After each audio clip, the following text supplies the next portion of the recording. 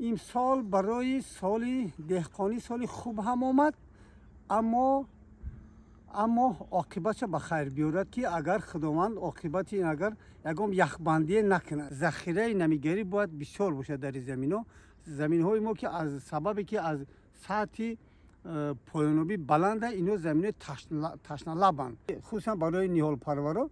خب به هر حال برف باران اگر بسیارتر میشید، نمیگری بسیار میشید، ما از این با بسیار خرسند میشید. این زمین ما همگی 1 هکتار 29 سانتی خیلی ما با پرورش نیال‌های میوه های صادرات شونده، یعنی این نیال‌ها از کالیفرنیا آورده شدگی هستند. کسانی که 1 سال پیش 2 سال پیش همین نیال‌ها را خریداری کردگی بودند، میوه شکی دیدن، از سببی که دیم سال این میوه ها خوش نشان میتید، هم مردم هم آدم اومده خریداری کردن، الکی در اونجا نیال‌های ما قریب تمام شده است.